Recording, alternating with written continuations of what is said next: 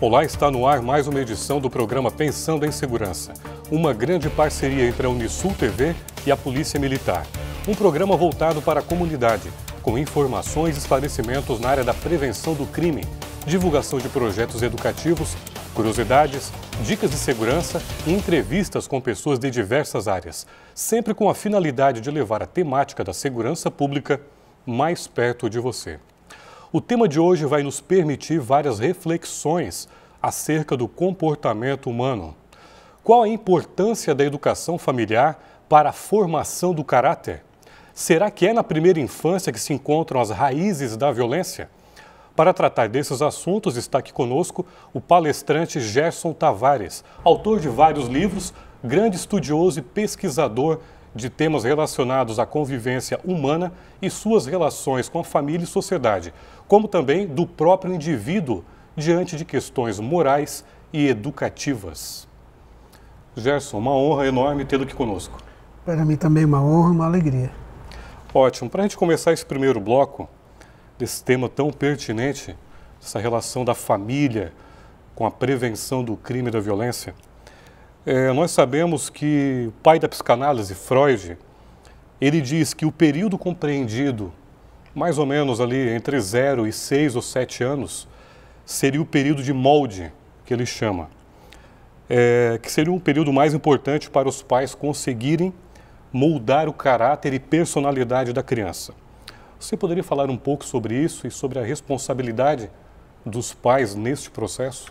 Sem dúvida nenhuma que no que diz respeito ao processo de desenvolvimento da infância, nós vamos falar da primeira infância, que é exatamente esse momento do 0 a 6, 7 anos, que nós denominamos de a primeira infância, que é essencial, fundamental para todo o processo de desenvolvimento da individualidade, da singularidade, da personalidade. Então é essa fase crucial para a formação do ser, quando nós dizemos que é o período da educação. Podemos até dizer que depois dos 7 anos é possível já falar em reeducação. É quando nós incutimos realmente, nós formamos, nós estimulamos a criança a entender, a compreender, a introjetar ideias, valores, hábitos. E podemos dizer que educação é o conjunto de hábitos adquiridos. É um grande momento. De modo que a criança que nessa fase da primeira infância, nós podemos dizer que ela é uma esponja. Ela absorve tudo com muita facilidade. Presta atenção de modo muito atento a todas as circunstâncias e absorve todo o clima emocional, moral e psíquico do ambiente.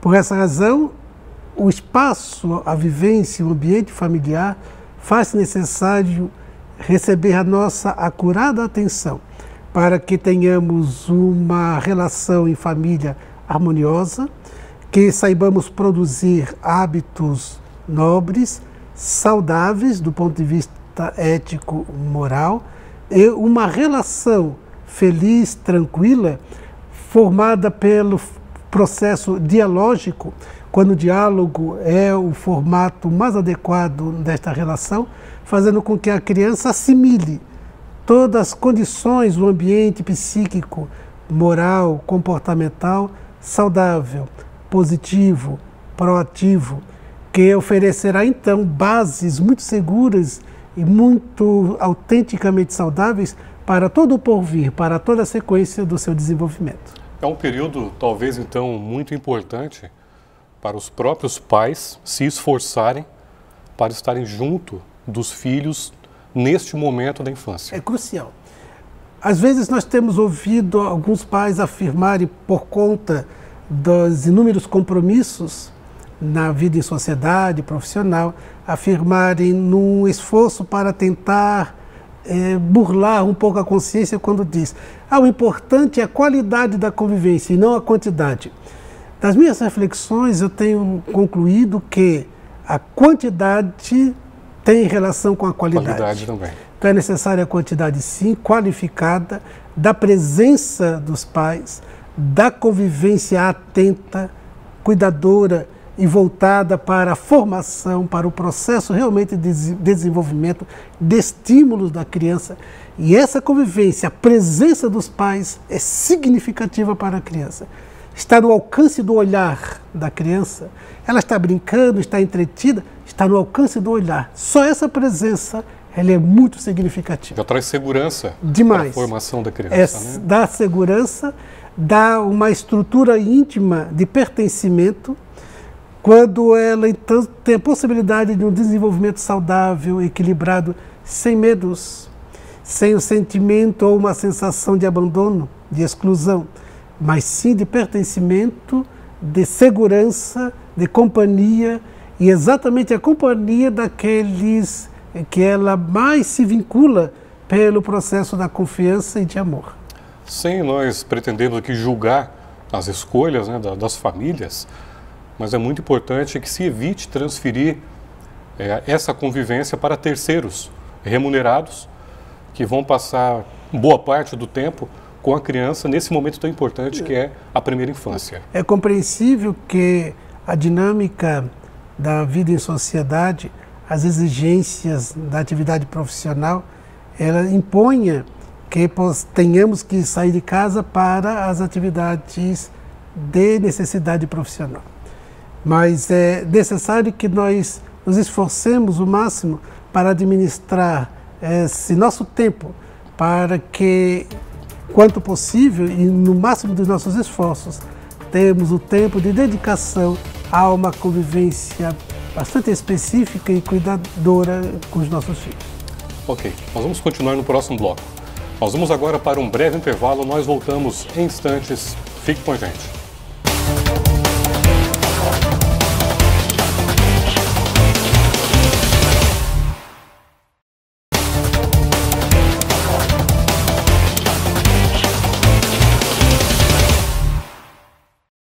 Olá, estamos de volta com o segundo bloco do programa Pensando em Segurança. Vamos ajudar Eloá? Você pode fazer a sua parte e fazer muita diferença na vida dessa menina de apenas 7 meses, que sofre de uma doença degenerativa de origem genética, de sigla AMI, atrofia muscular espinhal do tipo 1. Informações para doações podem ser realizadas através do telefone 99922 4164. Bom, então, dando continuidade a esse segundo bloco do programa Pensando em Segurança, estou conversando com o Gerson Tavares, palestrante, autor de vários livros e um grande estudioso e pesquisador de temas relacionados à convivência humana e suas relações com família e sociedade.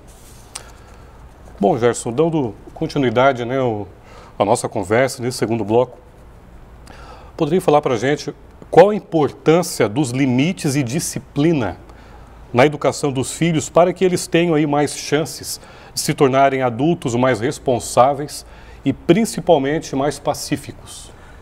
Nós hoje temos uma compreensão muito bem consolidada no âmbito da educação, da psicologia, da necessidade dos educadores, em especial os pais, estabelecerem na convivência diária os limites, porque é muito natural que a criança ela vá testando aos poucos os pais no sentido de conquistarem maior espaço de ação dentro da sua perspectiva. E os pais que não tenham cuidado de estabelecerem limites para a construção de hábitos saudáveis, de hábitos de segurança, de hábitos de um olhar ético, moral, fazem com que esse espaço de um olhar infantil, de uma perspectiva infantil, ganhe, conquiste determinados tipos de padrões de comportamento, de hábitos, que mais tarde resultarão em comportamento infeliz, vicioso, perturbador. Então os limites eles são necessários, porque quando o pai e a mãe, com a sua autoridade de pai, de educador, de educadora, estabelecem, não, a partir deste ponto, não, e explicar por quê. Porque as crianças, elas entendem quando nós explicamos com tranquilidade, agachando para ficar na sua mesma altura, dialogar com suavidade. Não é apenas um não e pronto, um não autoritário, agressivo. Não, é uma explicação. Por que não? Por que sim? Explicar com muito cuidado, com zelo na formação da explicação para a criança entenda e ela entenderá. Então, o que tem faltado muitas vezes é essa paciência de explicar, de dialogar, de apresentar, de ouvir a criança, perguntar por que você quer fazer assim, por que você está reagindo desta forma. Ouvir o que a criança tem para dizer, entender o seu olhar e a sua perspectiva, porque ela tendo a possibilidade de explicar, de se manifestar, ela se sente aceita, não é negada, não é rejeitada, e ao mesmo tempo ela tem a oportunidade de logicar, entender qual vai ser agora o argumento do pai e da mãe. Por isso, essa paciência de ouvir a argumentação, ouvir o seu lado com tranquilidade, acompanhar o seu comportamento com serenidade e não rechaçar de imediato um comportamento que, na nossa perspectiva, está equivocado. Não é rechaçar de imediato, mas sim questionar por que você está fazendo desta forma. E apresentar qual é o caminho mais adequado, a postura mais correta e por que é a correta. Por que o dele não é o correto? Então, essa formatação dialógica, o diálogo, a conversa, a argumentação, ouvir, falar, ponderar, apontar, dá resultados excelentes, porque as crianças entendem. Elas precisam de uma sustentação lógica, de uma explicação. O não pelo não, o impedimento pelo impedimento, acaba se tornando um comportamento de ditador. E ninguém gosta de um comportamento ditador, porque quando os pais se posicionam assim, a tendência é que aquela criança, que não é uma tábula rasa, reaja. E a sua reação será sempre no sentido de se autoafirmar, desafiando o educador e querendo se impor, porque o educador está se impondo, ele também vai se impor. Então, o estabelecimento de limites não é simplesmente uma postura agressiva e ditatorial, é uma postura explicativa. Ela é envolvida de argumentos, de orientações, de uma lógica. E isso precisa ser estabelecido no diálogo, e as crianças entendem. E seria bem importante que os pais também se dessem conta dessa responsabilidade que você colocou aqui, de estar atento, ouvir, estar junto, para poder fazer a educação, né, na sua melhor essência, que exige tempo, exige paciência, numa sociedade hoje tão maluca, tão corrida. Então, essa educação, que realmente é fundamental, ela exige essa convivência próxima do filho. Né? Exige, porque educação é isso. Educação é convivência. Não há como falar educação num processo de distância. É necessária a convivência. A educação autêntica se dá através dos laços. Estabelecidos os laços da afetividade é quando o processo da educação se dá. Mas é preciso conviver, ouvir, prestar atenção, aceitar, acolher, ouvir. Não somente falar na forma de imposição, falar da forma mais correta, ouvir. Considerar, valorizar e trabalhar pelo diálogo e pela melhor forma de reflexão em torno do tema para que a conclusão, a ideação alcance com naturalidade. Não é um processo de cima para baixo a educação, é um processo de baixo para cima. Uma construção. Uma construção, você desce para puxar. A perspectiva socrática na maiêutica é excelente. Educar na perspectiva grega, socrática, é tirar de dentro. Por isso a maiêutica de Sócrates, ele perguntava, o discípulo respondia, ele perguntava em cima da resposta e depois em cima da outra resposta, porque a ideia era, Sócrates não estava ensinando, Sócrates estava estimulando a retirar de dentro do ser, do discípulo, a verdade, o conhecimento. Isso é educação. Ok, nós vamos novamente para um breve intervalo. O programa Pensando em Segurança volta em instantes. Fique com a gente.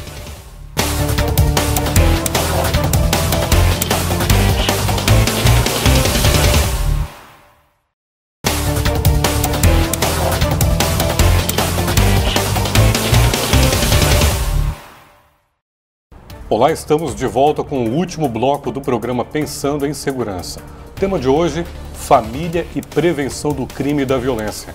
Estou conversando com o palestrante Gerson Tavares, autor de vários livros, grande estudioso da psicologia, acadêmico, pesquisador também de temas relacionados à convivência humana e suas relações com a família e sociedade. Gerson, esse terceiro bloco, último bloco, né?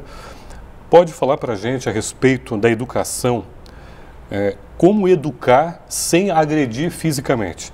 Poderia citar alguns exemplos que são mais eficazes do que os castigos físicos? O processo de educação, ao longo do desenvolvimento histórico, social, nós vamos encontrar inúmeros episódios de um passado recente e até ainda na atualidade, de pais que utilizam o comportamento da brutalidade como mecanismo de educação. Já ouvi, inclusive, pais afirmarem que o meu psicólogo está atrás da porta, que era uma cinta pendurada, a cinta para surrar as crianças, dizendo que isso é melhor psicólogo, quando na verdade todo comportamento de violência ele é perturbador e produz na intimidade da criança, do adolescente, produz na intimidade perturbações, conflitos que vão acompanhar para o resto da existência. Talvez lesões psíquicas. Sérias, com resultados infelizes no futuro, podendo ele repetir esse comportamento quando ele for pai, for mãe, ou ele pode até não repetir, mas ele leva a conflitos íntimos, especialmente no campo da baixa estima, como também há uma revolta, mágoa. Nós podemos dizer que há muitos adultos que trazem a criança ferida. Todos nós trazemos adultos a criança que um dia fomos. Se vivemos uma infância feliz, saudável, nós somos adultos que trazemos aquela criança que um dia fomos em paz. Mas há muitos adultos que trazem a criança ferida. Essa criança ferida produz um adulto em conflitos e que apresenta-se psicologicamente infantil. São indivíduos maduros biologicamente, mas imaturos psicologicamente, com conflitos. Então, a melhor forma, sem dúvida nenhuma, não é a da agressão física nem verbal, de modo algum. Na perspectiva de substituir a agressão, e não falaríamos de substituição, porque não deveria ser pauta nossa a hipótese de agressão, mas o formato de educar seria o de, por exemplo, privar a criança ou adolescente de certos hábitos, de certos comportamentos que eles gostam, que eles têm por hábito, privá-los sob o argumento bem pontuado, bem demonstrado, bem cristalino das razões pelas quais nós estamos obstruindo ou cerceando ou limitando a ação. Hoje nós temos recursos da internet, as várias possibilidades tecnológicas e que as crianças e os adolescentes estão utilizando com bastante afinco. Então, produzir uma limitação, produzir uma retenção deste uso como mecanismo de educação, apontando, por tal razão, nós vamos limitar esse uso. São essas possibilidades, impedir ou cercear durante um tempo, por um período, que participe de determinados eventos sociais, de festas, de baladas, como está bem em pauta na atualidade. Cercear e dizendo das razões pelas quais estamos adotando esse comportamento. Porque isso é um processo de educação. Estabelece que o indivíduo, se ele não segue uma diretriz que foi muito bem argumentada, muito bem produzida, com lógica, qual é o comportamento mais adequado, e eu transgredir esta ética, transgredir esta norma moral, então eu estou recebendo isso como resultado. E a vida é assim. Quando você transgride alguma regra da vida, você sofre alguma consequência. Você come além da conta, olha os efeitos que produz. Se você se expõe muito ao sol, olha as consequências que hoje estão às claras e a medicina demonstra muito bem. Então, sempre quando você ultrapassa os limites do bom senso, você tem represálias da vida. Então, nós como educadores, estabelecendo esses mecanismos, nós vamos apontar que é necessário que nós tenhamos limites, é necessário que saibamos desenvolver o bom senso, até onde eu posso ir, da forma como posso e devo ir, para que eu me encontre em paz com o corpo, em paz com a minha consciência, em paz com o meio ambiente, em paz com a sociedade. Okay, Gerson, e também, a educação, ela exige convivência, como você falou no bloco anterior. E essa convivência, os pais também devem buscar os melhores exemplos, se esforçarem para dar os melhores exemplos para os filhos. Então, vamos colocar aqui uma mãe ou um pai que, para serem referências, né, seguras e positivas na vida dos filhos.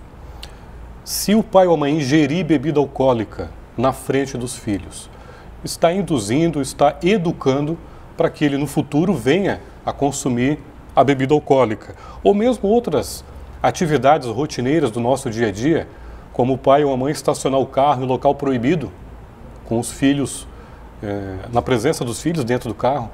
Tudo isso também vai gerando exemplos ruins que vão influenciar na vida da criança. Ele está educando, porque a educação, como afirmamos no outro bloco, a educação é o conjunto de hábitos adquiridos. Podemos dizer que ninguém vive sem educação, ou é uma boa educação ou má educação. Não tem pessoas sem educação, tem pessoas com má educação ou boa educação. E isso que tu levantas é muito importante, porque nós temos um discurso e um outro comportamento. O pai diz, a mãe adverte, não minta nunca. Daí o telefone toca e diz, atende, se for para mim, diga que eu não estou. Então, é para mentir ou não é para mentir, né? É um paradoxo, uma incoerência. Chegamos numa vaga para estacionar no ambiente de um shopping, por exemplo.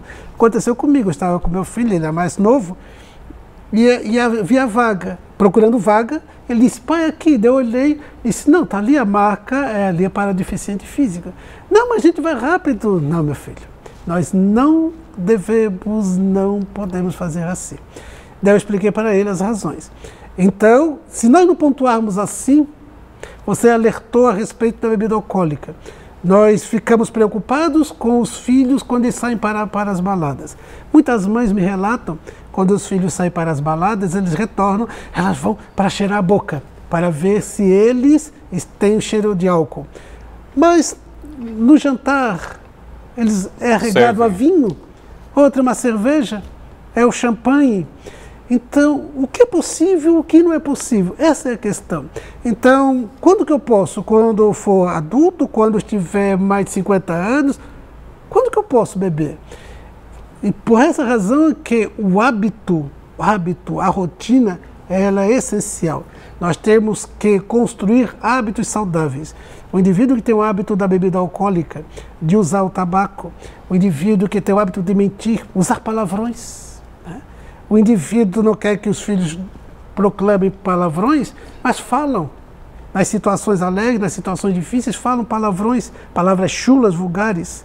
Então, educar o hábito, educar a palavra, educar o verbo, para que eles aprendam conosco qual é a melhor forma de viver. Ok. Gerson, infelizmente nosso tempo acabou. Quero agradecer imensamente sua disposição de se deslocar de Florianópolis a Tubarão, exclusivamente para nos prestigiar aqui no programa Pensando em Segurança. Foi uma alegria, muito obrigado pelo acolhimento e estamos sempre à disposição. Obrigado mais uma vez. E hoje eu conversei com o palestrante Gerson Tavares, autor de vários livros e um grande estudioso e pesquisador de temas relacionados à convivência humana e suas relações com família e sociedade, como também do próprio indivíduo diante de questões morais e educativas. O programa Pensando em Segurança fica mais uma vez por aqui. Obrigado a você pela audiência e pela companhia. Até o próximo programa e não se esqueça, apoie quem te protege.